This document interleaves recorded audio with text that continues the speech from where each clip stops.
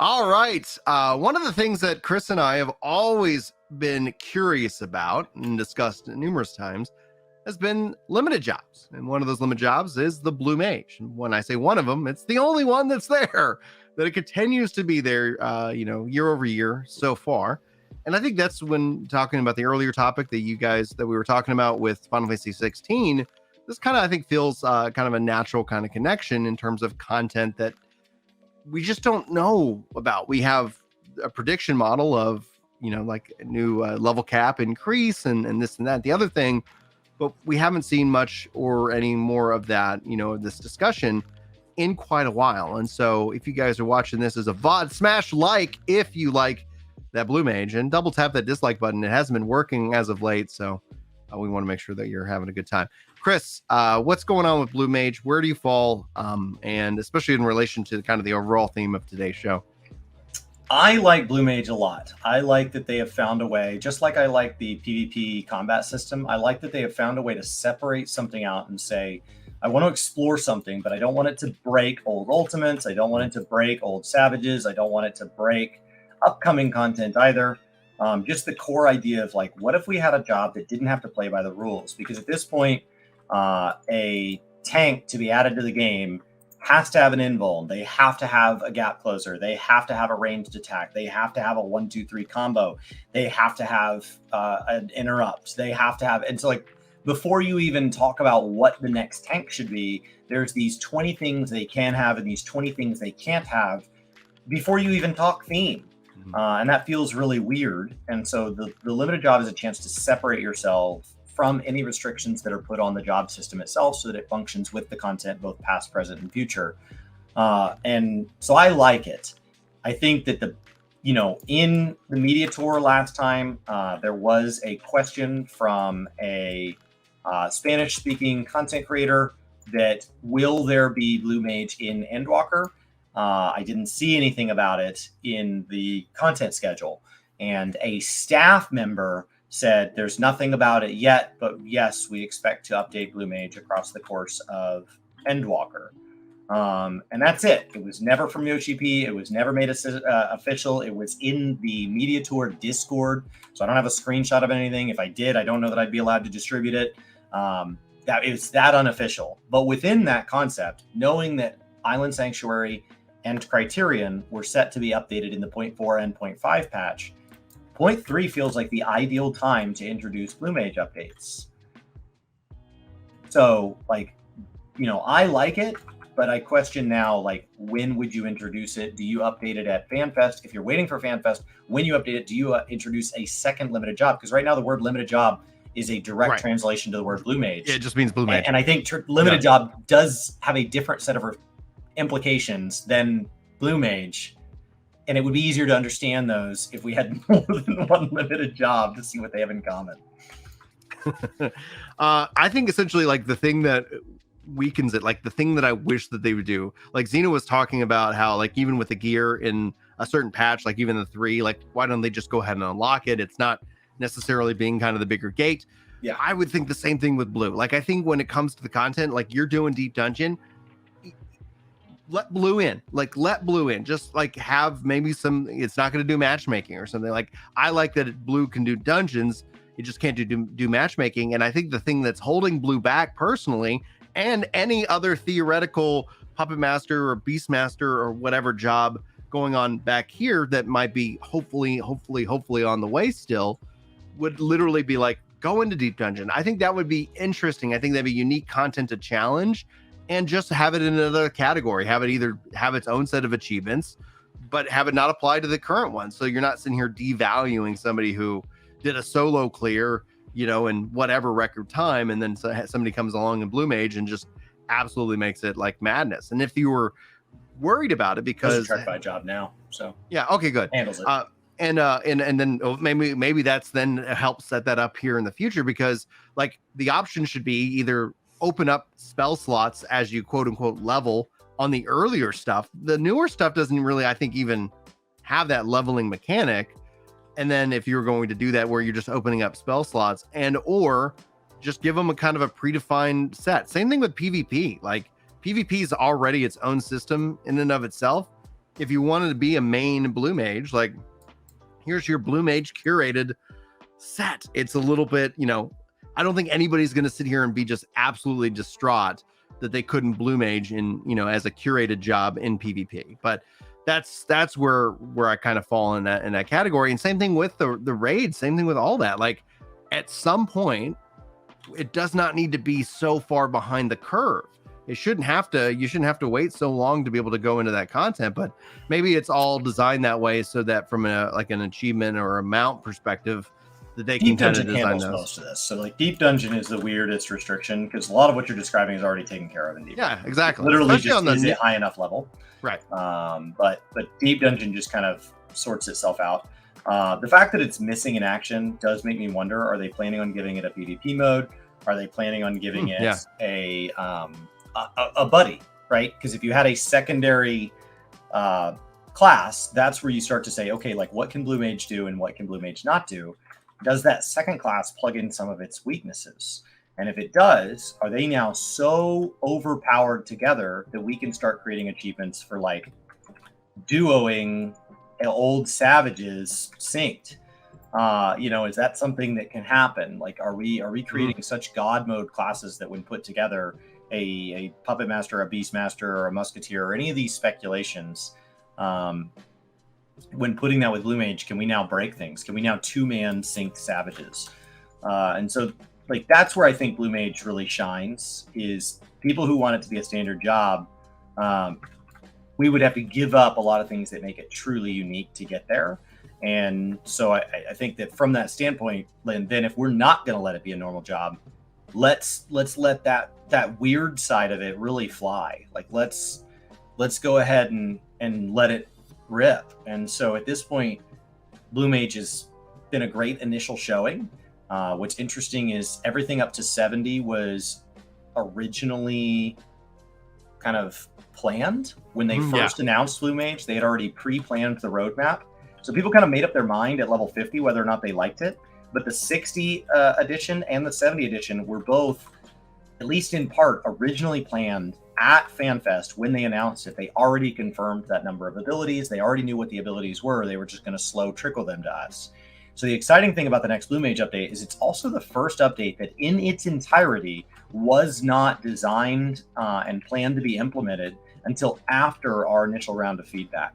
So I'm really excited about what that means for like, okay, then everything we haven't liked about it, everything we have liked about it, what would they do with that information? Yeah. Because this is the first round of updates that would be post their original planning to respond. Yeah.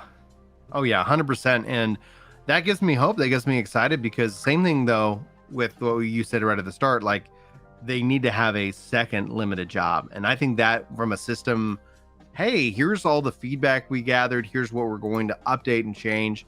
Them adding it into letting it jump into content. I'm fine even if it was like a patch or two behind the curve of the normal content flow. Okay, I can get that. But man, I tell you, hands down, like I wish from if they were going to study any game, like the Destiny raid scene where it's like, okay, we're just going to turn these things off, right? For this piece of content, this is what we're shutting down. But that's up for the community to kind of decide and debate, because then it's like, hey, okay, yeah, you have that, but then just maybe we're going to have some select abilities that do not work and respond and that's what function. I want the PvP to be. I want the PvP to be on like a weekly or bi-weekly rotator, and they just deal you a set of abilities, and then we see how those play out, and then they deal you a different set of abilities. Do you think we're still going to see, because Yoshi P kind of talked about like a Battle Royale Blue Mage version, and usually when he kind of says these things outside of like, because his role on, Blitzball was we haven't got the right proposal yet. Like they're still trying to figure out like what that is. So he's never sitting here and said, hey, yeah, like I thought this would be kind of cool. Do you think that like we might actually see like a Blue Mage Battle Royale being It tells me they're throwing around the ideas internally. It doesn't mean it'll make it to game. It's one of the reasons you got to be really careful with like talking about what you're working on, because people assume that then the things that they like will make it to completion. Mm-hmm. And that's just not a guarantee. Yeah. So, it does tell me they're at least looking into it, and they may have some working prototypes internally. It doesn't mean it'll make it to production. And because we don't have things like a PTR or anything like that, we we really, all we can do is speculate when we look at stuff like that. Like our ability to data mine and then pull from the future is so limited in Final Fantasy. The one advantage is that it's so predictable. We do have a fair bit of things that we know are coming that they haven't announced, but that's just because of history. Yeah. Because in Final Fantasy XIV, history very much repeats itself. Oh, that it does. to a good or a fault. It all is a matter of perspective and what patch that they're on.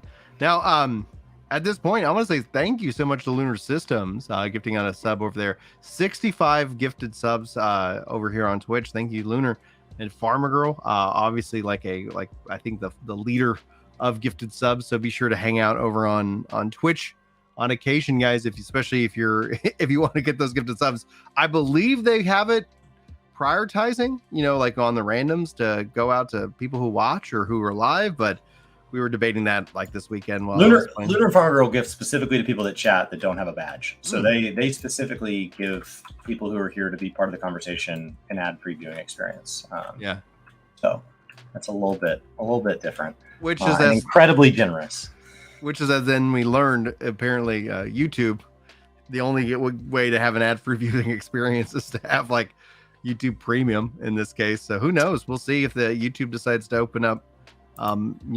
I don't know, man. Like, I don't know what YouTube's doing. It always feels like they're 3 to 4 years kind of behind the cart when it comes down to their live stuff. But they keep saying they're working on it. They keep saying things are happening and coming along. So it is going to be what it is. David says, for me, the blue deep dungeon should learn the skills during the run, but maybe that's a lot more work. Chris, what's your ultimate blue mage deep dungeon setup? You could have it learned during the run, but at that point, I'd want it to work like a totally different system. I would basically kind of move it maybe even like away from Palmanders and let it have like a full 28 or something ridiculous, and maybe that's its whole thing. So at that point, I start to want to reimagine Deep Dungeon to be a different experience and have its own ether pool and have its own thing. So at that point, like I would want it to be something where like maybe you can spend ether pool to make sure that certain abilities are perma unlocked. And so like at that point, I start to let my imagination run a little wild and say, okay, well then what does a blue mage deep dungeon specifically work like? And we're just spending an unlimited amount of dev resources at that point. So I would go way, way, way further if I was just speculating at what I would want it to be. For now, I would settle for just let it in. Just let it in like everybody else. I personally don't care. If they want to separate off the leaderboards to kind of like once a blue mage is in the group, it kind of taints the whole group. That's fine. So there's groups with blue mages, and then solo wise, it's already sectioned out. And start with the old stuff. Start with Palace. What's really fun about that is future deep dungeons, a lot of times to get your feet wet, require Heaven on High and Eureka Orthos both require that you've cleared 50 floors of Palace. And so that would make it like, hey, I want to get into Eureka Orthos. I heard it wasn't too bad with a group. But I have to go do this 50 levels of old content. None of my friends seem to want to do that. Actually, your friends with Blue Mage are totally willing to go do that with you. Yeah. They can go melt the first 50 floors of Palace with you, and that will give you enough to hop into Eureka Orthos without Blue Mage. So that's the simple way to do it, is just let it in. Just let it in. Just let it in with its abilities as it sits. You just take your build in, and then the abilities just unlock as they hit various level ranges. And so you just assign it, and they just have an unlock order. And by a couple levels in, you're flying through that. So I don't know. You could each slot in order with each level. It doesn't matter. But I would love to kind of see something with Blue Mage that starts to breathe life back into it. When there is life in it, it's a really exciting piece of content. I was kind of bummed that the relic set this time was not something that could take advantage of Blue Mage. I thought 635 would be the perfect time to push Blue Mage to 80 and then have us farming bicolor gemstones for the relic. So I can go farm my bicolor gemstones in Shadowbringer's Fates with Blue Mages. And it can just be this combination of things. I'm getting all of this kind of fun feedback. Right. And that's the synergy that I was alluding to like earlier. It's like that's an exact thing that you feel like maybe this part of the patch, and honestly what it probably would, and let's say they were working on it and maybe that was what was targeted, the beauty in them not like verbally committing it allows them to kind of say, hey, we're going to go ahead and move that to this section, and we've seen that happen a few times because development, is a difficult process. And one of the things that like most gamers who don't work in dev like can't even fathom, just like sometimes it's like, well, we thought this was going to be easy. And I think the best phrase when you think about development isn't easy or hard. It's just how much time is this going to take? How much time does it take to turn this around and get that out? And to your point, yeah, Blue Mage going up to the next level cap around this time, allowing that bicolor gemstone to be an integrated step would allow a lot of people to have a little bit more flexibility and decide how they did want to tackle the content. And anything that pushes players out into the open world, I think is a very important thing. One of the things that was a big, weakness of, as much as people were like, oh, we didn't get in an exploratory zone. The biggest weakness of Eureka and Baj's Adnor was that it was still instance-based content, not taking advantage of the open world. And so what you end up having is the siphoning, and the technology, hopefully they're working on it, to bring that content into the open world content would end up being, I think, a big win, where all of a sudden the servers just say this or this zone in the open world, or the zones in the open world are now all a part of the mega server. And who knows, maybe we'll see that announcement at FanFest now that they have the data center and all the stuff that they have been working on all this whole time. Now Fido says, since all blue spells are level 1, they need to actually figure out how the spells would be obtained in Deep Dungeon. And my whole philosophy behind that is that you learn your spells like you learn your spells, and it just opens up slots so that as you level up through the Deep Dungeon, eventually you have so many slots for the things that you have equipped once you're at the right level. And then you choose as a player, this is the level 1 ability, level 2 ability, because then you could decide to do whatever you wanted to do with it. And you could make a build that will not clear, like a floor or two like that, but that would be your choice to do that. And I think that would be how I would do it if you were just going to insert it into the current system. You just say, all right, you got, however many slots, and then they unlock over the course of these range of levels. Put your right skills in the right numbered slot. Otherwise, it's going to sit here and it's going to be a struggle. But Chris's point about we've seen their original vision already complete from when it was originally announced. So hopefully this means that they've had time to kind of take that feedback and take it to the next level, so to speak. So yeah, that's what I wanted to say on Blue Mage. Chris, you got any other thoughts, or is there, if there's another comment or anything we can highlight, talk about for a few minutes? I'm game.